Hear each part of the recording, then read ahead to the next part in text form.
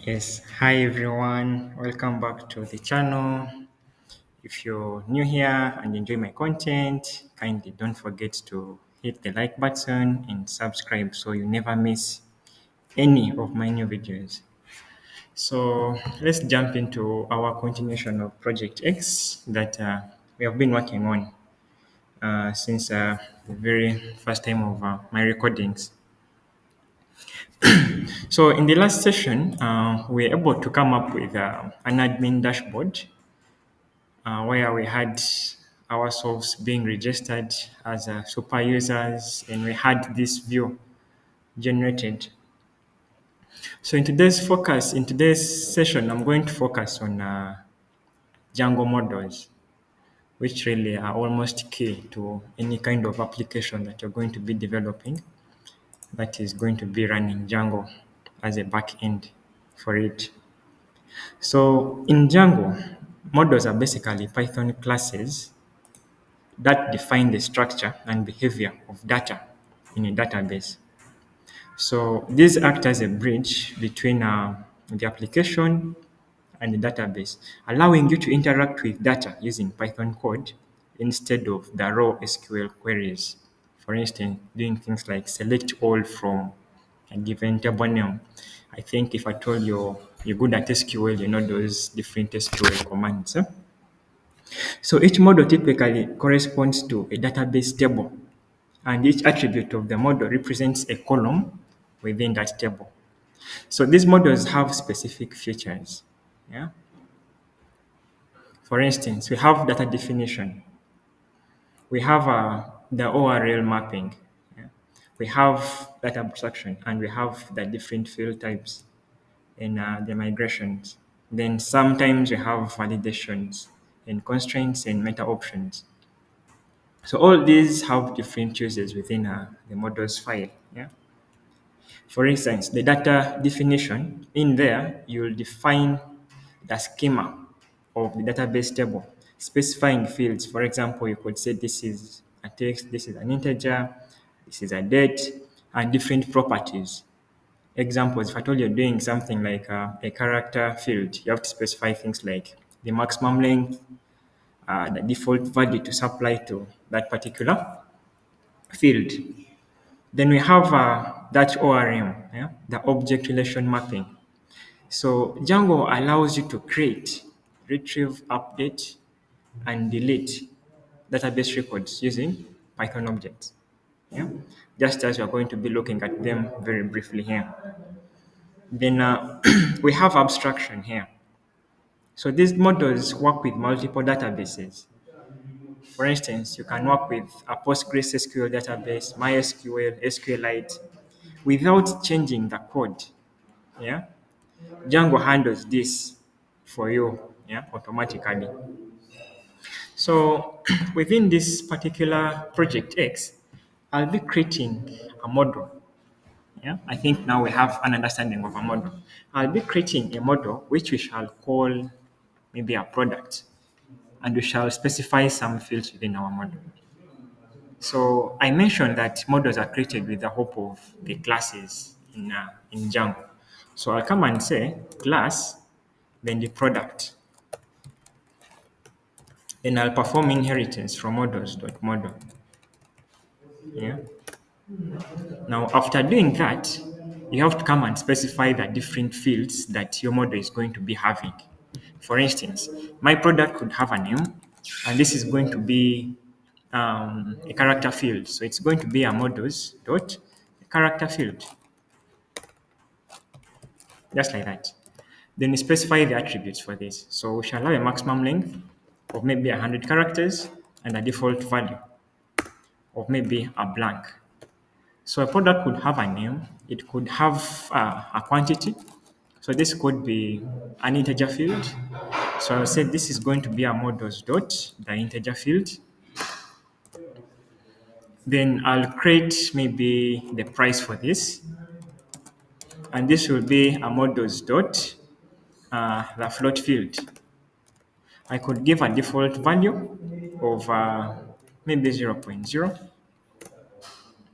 Then this product could equally have a description, which is going to be models dot maybe a text field. Yeah, models dot a text field. So whenever you have a class, you always need to have a string extension of this class. So whenever you create or whenever you call objects out of this class, what should they return for you? So I have to have the string method here.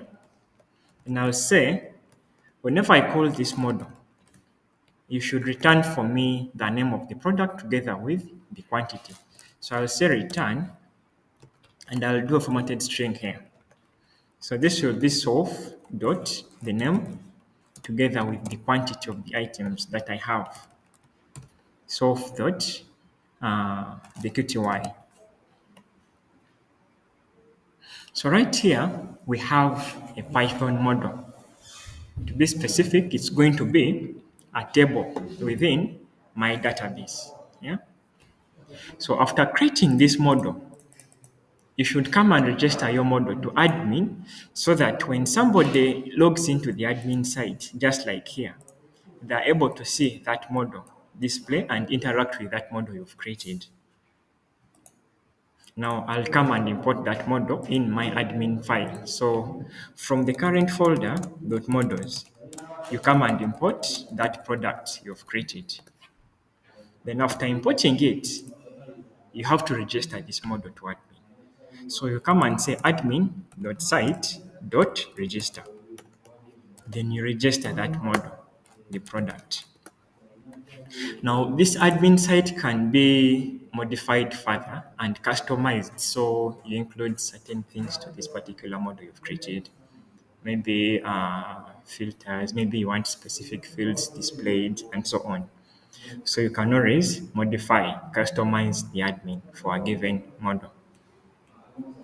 So after registering this model, in Django, whenever you create a model, whenever you make any changes to the model, you should make migrations and you migrate so that those changes are impacted on the database.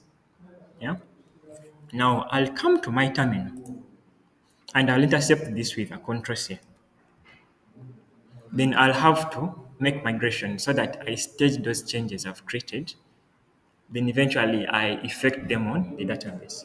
So I'll come and say Python manage.py make migrations. Then I'll hit enter. So I think you can see it's finding that we are trying to create a product model. Then after, I'll migrate this. So when you migrate, you can now again run your server. Now that we have run our server, we can now get back to this admin site and refresh. Wow. Now you see the products model is displaying and it's attached to the default application.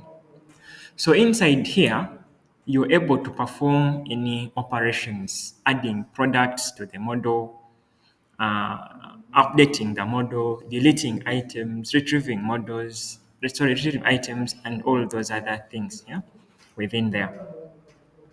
Now, take for instance, I come and add here a product. I say maybe I'm adding a phone, and I have 100 pieces. The price of this phone is maybe 150,000. This is in Ugandan currency. In the description, you could say maybe it's a 4 GB RAM, yeah, 4 GB RAM, and maybe this is an ITEL phone. ITEL phone. Then I'll save this. So right there, you now see the use of the string method that we had. It's returning for us the name of the phone together with the quantity because it's what we specified inside this. So if at all I wanted to also include price, I could add a dash here and say also add the price. And this is going to be solve dot the price. And if I refresh my page, now I'll equally have the price added. So we have a phone, we have 100 of them in quantity. So yeah, in stock, and we have the price of 150,000. Okay. So I mentioned that whenever you make any change to the model, You come and make migrations and you migrate. So I could come here and maybe say I want to add uh, maybe some fields to this model. Yeah. Maybe equally I want to add hope text there. So I could say my hope text for this, and I will say this is going to be add quantity available. Instead of adding, let us say specify. Yeah. Then equally here I would add hope text. And I'll say this is going to be what's the product price, right? As hope text. Description I'll equally put here. And I'll say product description. Then probably I want to add another field. When was this product created? So I'll say created at. And I'll say this is going to be a models dot a date time field. Then I'll say auto now add is equals to true. Then I could also add whenever they update this product so that it shows the time when somebody made a change to it. So I'll say updated at, and this is going to be a models dot, again a date time field. And I'll say auto now is equals to a true. So this will keep changing whenever changes are made to this model. This will simply be created once when this given object is being created for the first time. So we shall come back to our CMD, make migrations and migrate. Why? Because we have made changes to the model. So I'll come and say python manage.py, make migrations. So it's telling me, okay, I've added something to do with date and I have to populate it with some default values. So I could go with an option of providing a single value for now. So I'll click one. Then I'll put there time zone dot now. Yeah. So I think you see the changes that are going to be impacted on our database. So we have adding field and altering the fields. So I'll now come and impact them by migrating. Then again, I'll run my server. Now that we have that, if you come back here, refresh your page, and try to see these items, you can now see the hope text there. Specify the quantity, what's the price of the product, then have the description. So the date that created at and updated at don't display by default in here. Yeah. But then when we perform our queries for the data, we're able to see those. Huh? Okay. Now, next, given the fact that we're working with REST framework, we are supposed to be able to return this data that we have in here, to a given view. For instance, if somebody said maybe slash a products of your model. So we are going to be seeing how to return this data to a given view that you shall expose to the users of our application. So we shall be doing that with the help of serializers. So if at all you don't know serializers, then this is the best time to understand what they are.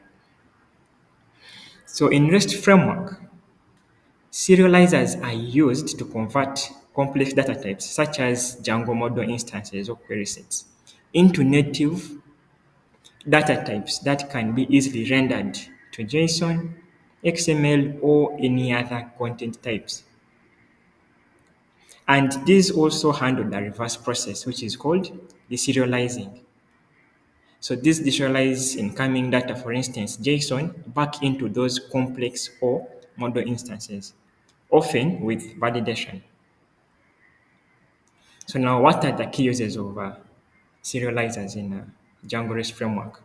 First and foremost, data serialization, which is concerned with converting Django models or the query sets into JSON or other formats for API responses. Secondly, deserialization, passing incoming API request data, for instance, JSON into Python data structures. Yeah. Then after doing that, they also validate and convert the data into Django model instances for creating or updating different records. The third essence of using serializers in Django REST Framework is validation. So these ensure that incoming data meets the specific rules, for instance, required fields, data types, custom validation logic, and so on. Yeah. An example here could be checking if an email field is unique or follows a valid format before saving whatever data you've received to your model. Then you equally have customizations and eventually handling relationships and request response transformations. So focus is going to be on serializing this model, yeah, so that we have some sort of JSON being sent back to a given endpoint, just like this one. Okay, so back to our code editor. I'll come and create a file which I'm going to call serializers.py. And inside here, I will have to import serializers from REST framework. So I'll come and say from REST framework, import serializers. Then I'll create a class that is going to help me serialize, yeah, that model. So I'll come and say class. So that is going to be a product serializer. And this is going to inherit from serializers dot the model serializer. Then we have to create another class there. So I'll come and say class meta. And inside class meta, I'm going to come and specify the model that I want to use. So I'll say my model here is going to be equals to now the product model. And I'll have to import this. So from the current folder, .models, we shall import the product. Now, after importing your model, you have to specify the fields that you want to return. So I'll say my fields is going to be equals to, for now, let me return all the fields. So two underscores, you say all and two underscores. So this is going to return for us all the fields available in the product model. Now, what's the use of this class meta? Class meta in Django defines metadata that controls how the model interacts with the database. Basically that. So in that class, we define our model, define our fields, and other custom things that we're going to be looking at later on in my series for these recordings I'm making for us. So after creating this serializer, we should ideally create a view. Don't forget that Django is basically a model view template. We have models, we have views, and we have the templates. So I have to have a view that is going to have logic that will be responsible for returning this data to my given endpoint. So inside my views, I have to import the model we have created together with its serializer. So given the fact that inside serializers, I have imported the product and equally I have the product serializer, then I could use the serializers file to import both the product and its serializer. So I'll come and say, from the current folder .serializers, import the product and equally the product serializer. Now that we have these available in our views, we should come and create a function that is going to be responsible for returning for us that product, the products in our database. And equally, you could also create a function that would help us to add, to edit, to update, and to delete. So we can have one function handling both retrieving, and adding. In another function, we're going to handle the getting of a single item, the updating, and the deleting. So let's start with retrieving all the content and adding content. So I'll come and say definition. So let's first decorate this. So at API view, we specify the methods for access. So we should have a get method and a post method. Then we create our function. So this is going to be definition, and I'll say this is going to be products view, and this will pass in a request. So given the fact that this function is expecting two methods, then we need to have some kind of conditioning. So we expect if statement and the else. So I'll say if the request dot the method is equivalent to a get method, then we should fetch all our products. So I'll come and say my product is going to be equals to my product model dot objects dot all. Now this command is equivalent to the SQL command of select all from product, so that you fetch all the items. So here we are going to be fetching all the objects which have been created out of our class product and storing them into a variable called products. Now, given the fact that we have retrieved all this content, we need now to serialize it so that we're able to send it over an HTTP kind of call. So I'll come and say my serializer for this is going to be equals to, we now call the product serializer we created, and we pass to it these products. So given the fact that we expect more than a single item, we should tell it that many is equals to true, so that it doesn't just return a single item, rather a list of items. So given the fact we are now done with serializing, we have our items returned, then we should tell it what to return. So I'll come and say return a response, which is going to be my serializer dot the data available in there together with the status code. This would be status dot okay 200, signifying the request was performed successfully. Then if at all it's the else, that means it's now the post method. Post being used for adding items to our model. So we need to get that data coming in with the post. So this is going to be a request dot the data. After getting our data, we have to pass this data to the serializer. So I'll say my serializer is going to be equals to the product serializer. Now, when creating classes, we always need this to be camel cased. In other words, you can't start a class with a small letter. Sorry for this. So come back to your serializers and make this a capital product. Then I'm going to refactor all these instances so that it's capital product. I don't know how I missed it. Really sorry for that. Then I'll open my bracket and I'll pass this data to the serializer. After passing this data to the serializer, it's going to validate it. Does it meet the criteria specified in the model?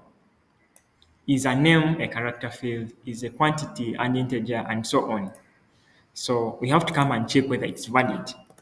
So if our serializer dot is valid, the data in there passed to it, then what do? We save this data. So serializer dot save. Then we can return a response, which is going to be our serializer dot the data, basically the instance of what we have created, then a given status code, which is going to be created 201. So this is going to be a status dot created to the 201. If at all we encounter any errors, then we should be able to return the errors we encountered.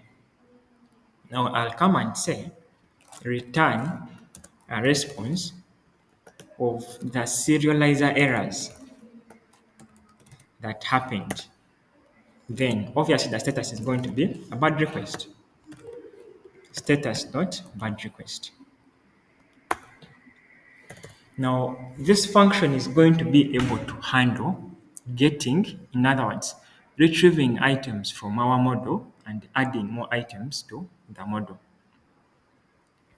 Now, we need to have an endpoint written for it that will enable us access this function that we have written. So we now come to the URLs file and provide a path to access that function we have written. So if somebody accesses endpoint of products, then return to them the product view. And we shall name this as a products view. Now it's time to test our data, our endpoint we have written, sorry. So come to your browser and access that endpoint /products. Wow, perfect. So I think you now see that we have a response, and it's basically fetching the data we had here. So this is an ID one. It's called a phone. We have 100 of them in stock.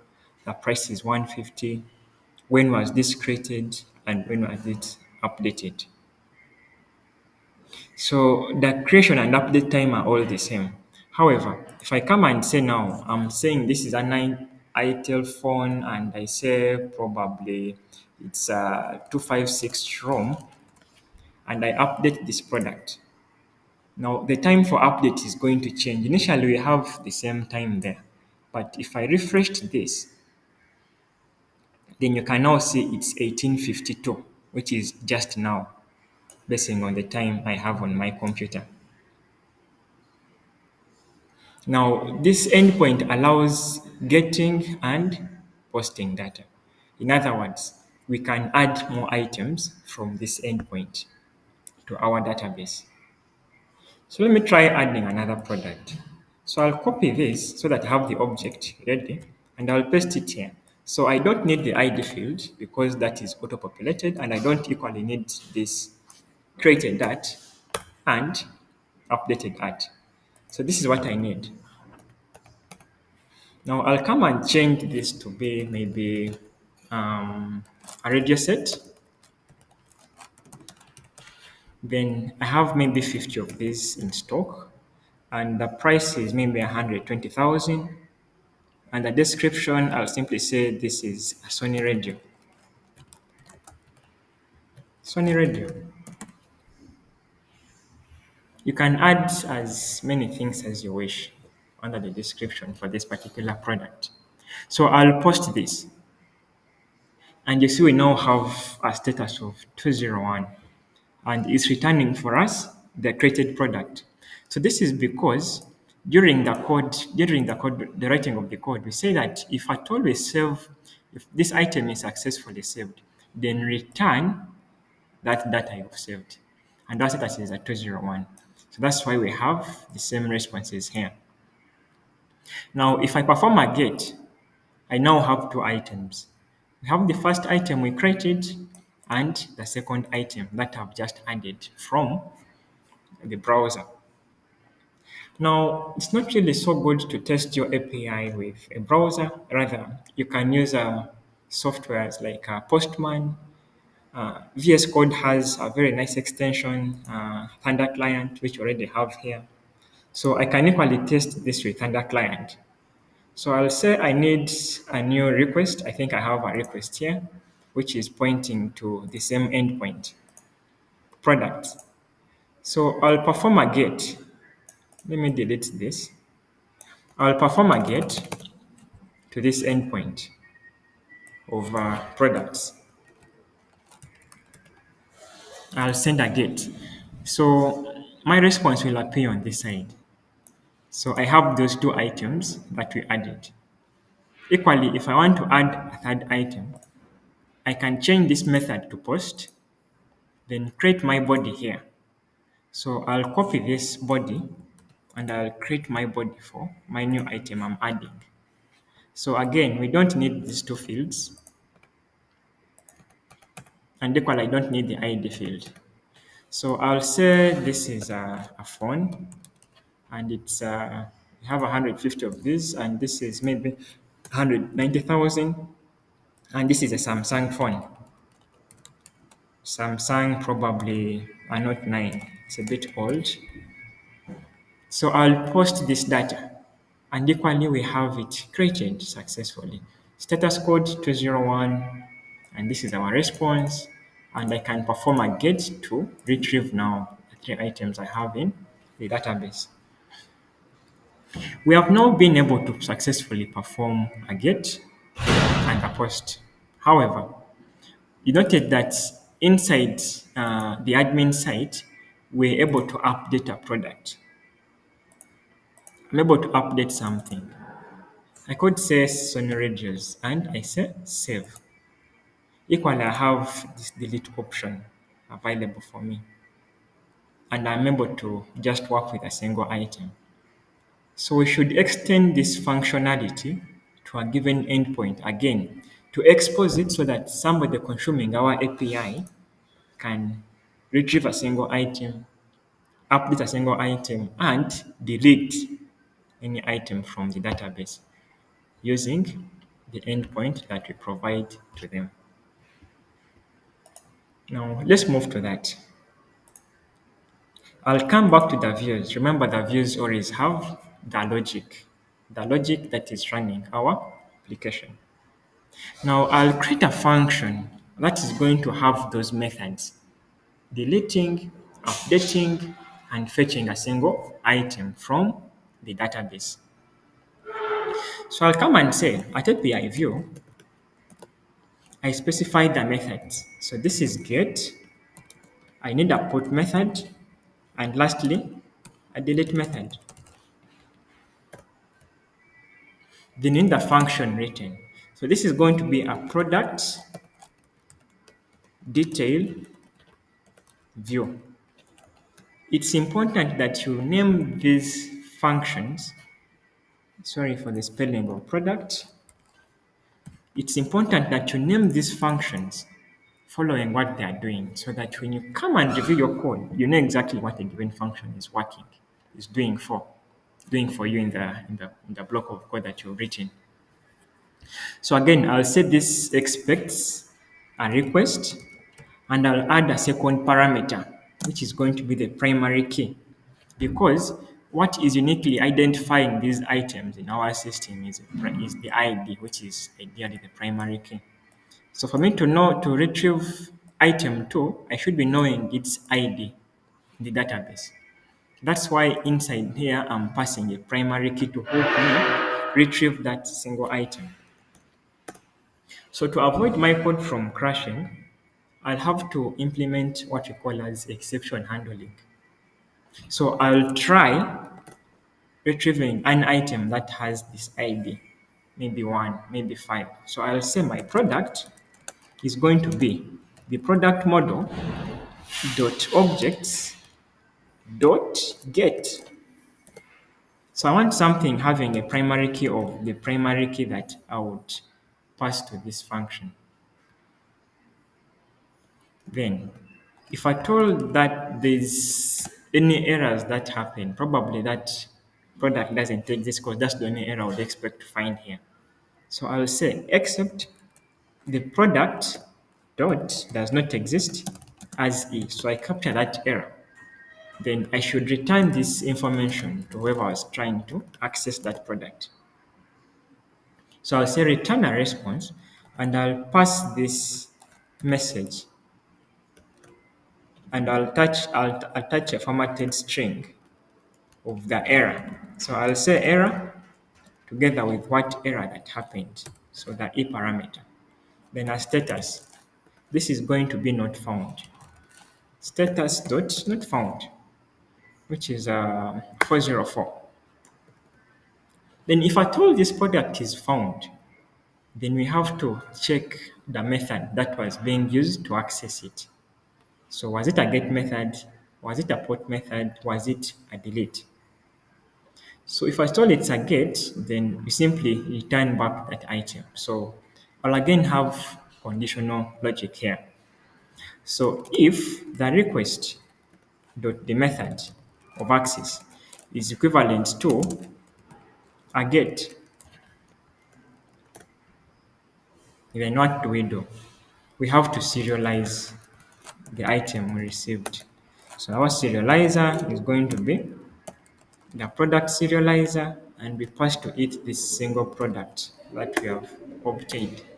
Then we return a response, which is going to be our serializer dot the data, then a status code. So status dot, okay.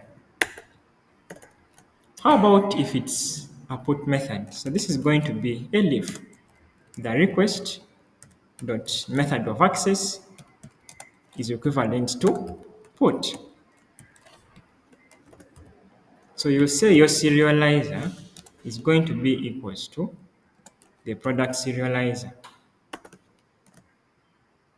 Then you have to pass the instance of the product that you want to update. So you pass there this instance of the product, then the data, which is going to be equivalent to the request dot the data, and equally tell it that you expect partial data. In other words, I could just send the name of the product. So I'll say partial is equals to true. Now I check whether this data is valid. So it's going to be equivalent to what we have here. Allow me just to copy this and paste it here. So if it's valid, we save. And this is now going to be not a 202, but rather maybe an accepted. Yeah? We accepted the update. Then lastly, if at all it's a delete, else. So we delete this product, simply product dot delete, and we return a response. And this is going to be a status code of no content. Status dot no content. It's 204. So we are done with this function that is basically handling the getting of a single item, the updating, and the deletion. So having done that, we come and create an endpoint. Never forget that whenever you have a function, you need a corresponding endpoint to help you access that function. So now I come to this and I'll create an endpoint for it. So we need to access product slash some item, product slash something. So we pass here and say we expect an integer of a primary key, so that our URL will always read product slash 2, product slash 5, and so on. And this should be a product detail view. I can't click products detail view right there.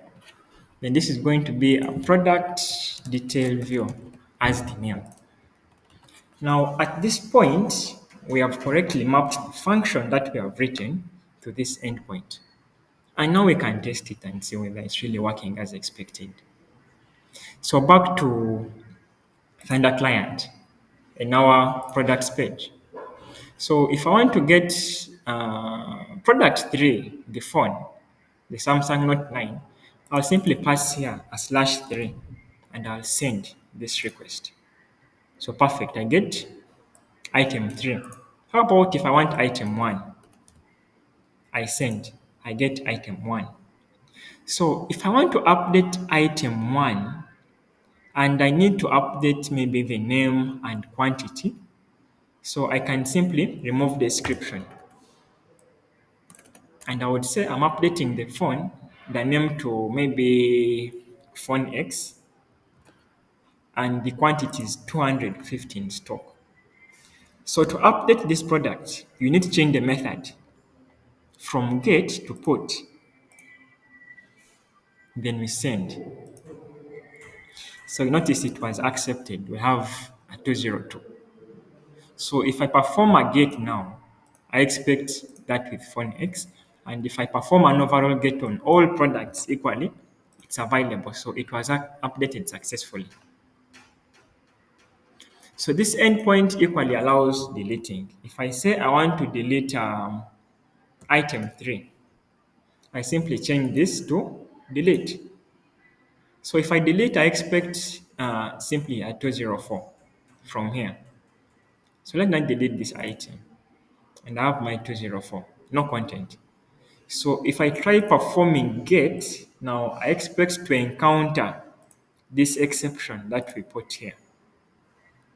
You're trying to get product with ID 3 that is not available in your DB. Yeah. So let us see. If I send this, perfect. I have the error message, right? Product matching query does not exist. In other words, I don't have product of ID 3 is no longer there in the system. But then I still have ID 2 and I still have ID 1. And equally, you can retrieve all your items. So we deleted out 3 and we still have 1 and 2. So takeaways from today's session. We have been able to create a model, see how we can alter our models, add in some fields, make migrations, and impact the new changes to the DB. We have seen how to serialize our data and to write functions that enable us to add items, retrieve items, update, delete, and getting a single item. So this marks the end of my session for this particular recording, and I wish us the best of my sessions. So kindly don't forget subscribing to my channel and hitting the like button.